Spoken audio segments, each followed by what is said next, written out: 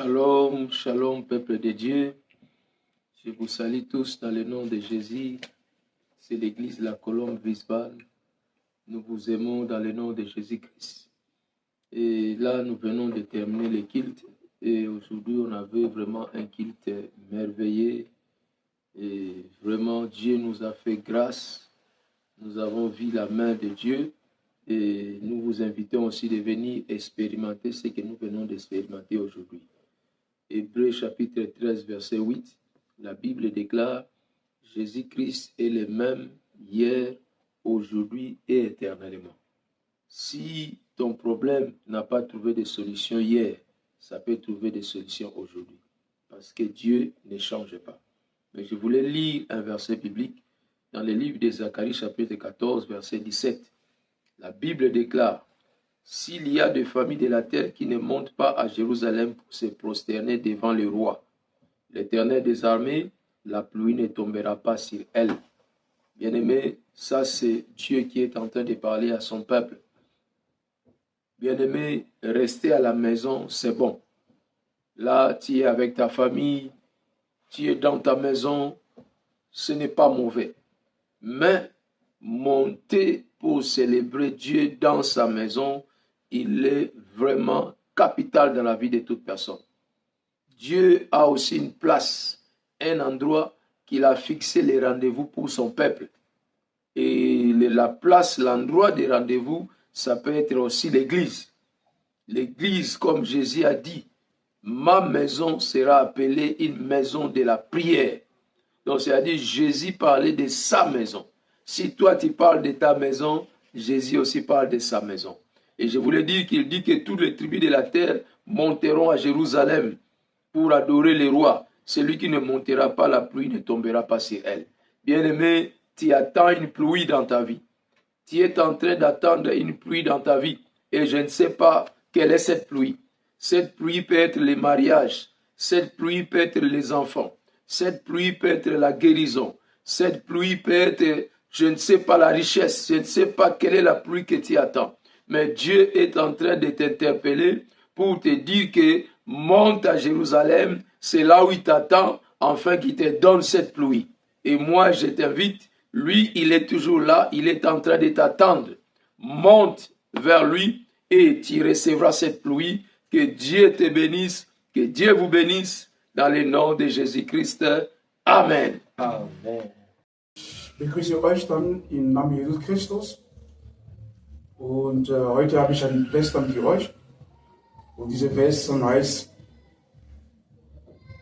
2 Korinther Kapitel 5, Vers 21.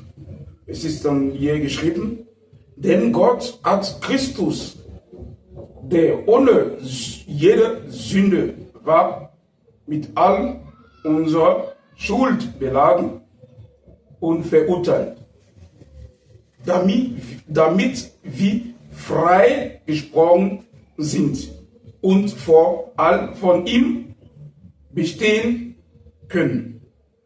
Amen. Ja, dieser Vers uns zeigt dann, wie die Liebe Gottes, der Gott hat uns dann geliebt, deswegen hat er seinen Sohn Jesus Christus auf diese Welt gebracht, damit er unsere ganze Sünde aufnimmt, damit wir frei gesprochen werden. Und dieses Vers ist wirklich stark und wir sollten wirklich dann an den Herrn Jesus Christus dann glauben, weil er alles dann für uns am Kreuz von Golgotha bezahlt hat, damit wir dann frei gesprochen werden. Auf alle Ebenen unseres Lebens. Und das ist dann das Wort Gottes für diesen Nachmittag. Und seid dann gesegnet und macht eure Erfahrung mit Gott, mit der Herr Jesus Christus. Amen. Allô, bonjour. Je suis Maman Arlette et je suis à l'église La Colombe, Wiesbaden. C'est là où nous nous réunissons pour glorifier notre Dieu. Dieu est bon. Dieu m'a mis au cœur de partager avec vous cette parole dans le livre des 1 Thessaloniciens, 5, le verset 5. Dieu nous a dit, vous êtes tous les enfants de la lumière et des enfants du jour. Nous ne sommes point de la nuit ni des ténèbres. Alléluia. Dieu a dit que nous sommes les enfants du jour. Nous ne sommes pas les enfants des ténèbres. Il faudra que tout ce que nous faisons, que ce soit du jour. Le jour, quand il fait jour, nous marchons, nous ne tombons pas. Mais quand il fait noir, nous ne voyons pas, nous tombons. Et les enfants du jour ne marchent pas pour tomber. Parce que tu vois dans la parole de Dieu nous dit, et quand tu vois, tu es sûr de ce que tu fais. Et c'est quand tu fais les choses qui sont bonnes, les choses qui glorifient Dieu, les choses qui attirent les gens vers Dieu. C'est ça, ce sont là les enfants du jour. Les enfants du jour font les choses qui plaisent à Dieu. Les enfants du jour glorifient leur Dieu. Mais les enfants des ténèbres ne font pas ça. Les enfants des ténèbres marchent dans le noir. Ils font des choses qui ne concordent pas à la vie spirituelle. Ils font des choses qui ne concordent pas aux enfants du jour. Et c'est pour cela que nous sommes pas... Nous marchons à gauche et les enfants des ténèbres marchent à droite. Or, la parole de Dieu nous dit que nous, comme nous disons que nous prions, nous sommes les enfants du jour. Alors, je vous invite à faire les choses du jour. Je vous invite à marcher selon la parole de Dieu. En ce moment-là, nous serons appelés les enfants de Dieu, les enfants qui marchent dans le jour. C'est ça que j'avais à vous partager. Que le Seigneur vous bénisse, que le Seigneur vous accorde ce bonheur. Amém. Amém. Em primeiro lugar, vou saudar os nossos seguidores da Igreja La Colombe em Wiesbaden. Eu vou ler aqui 2 versículos mais rápido. Vou começar no livro de João 3, versículo 17 até 18.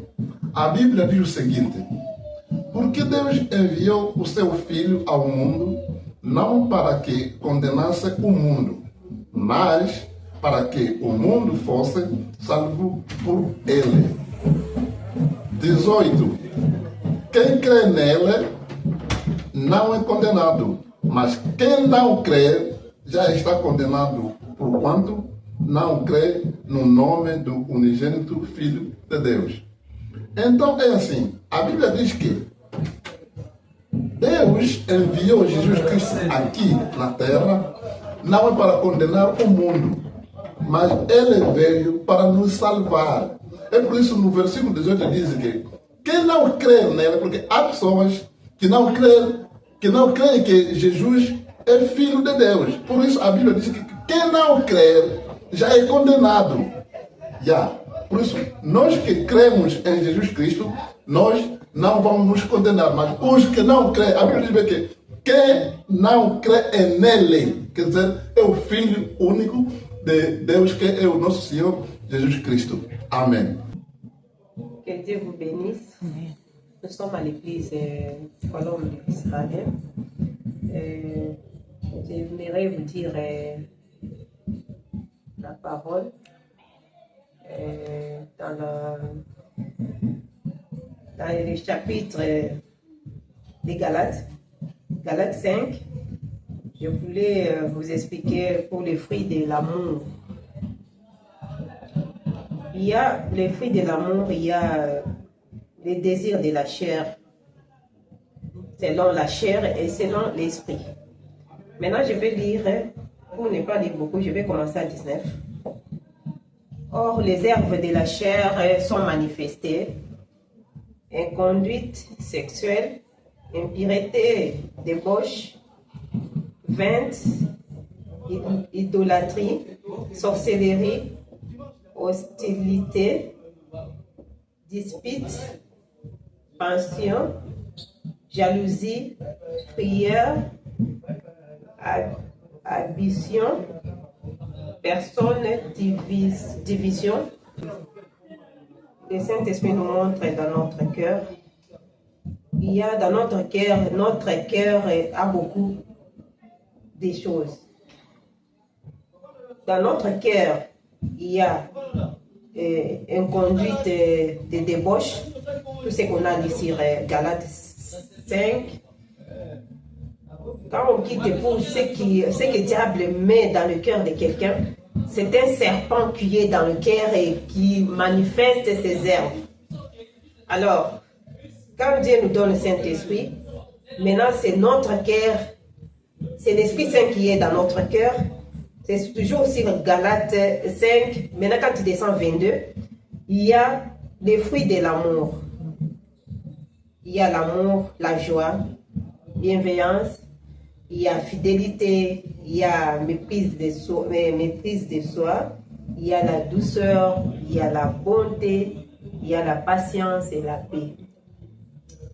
Pour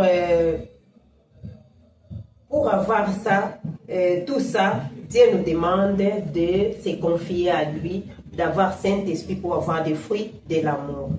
Parce que quelqu'un, si tu n'as pas Saint-Esprit en toi, je pense que là, tu ne peux pas être, même douceur, tu n'as pas douceur, fidélité, tu n'as pas, donc patience, tu n'as pas, l'amour, c'est ce que nous préférons pour l'enfant de Dieu.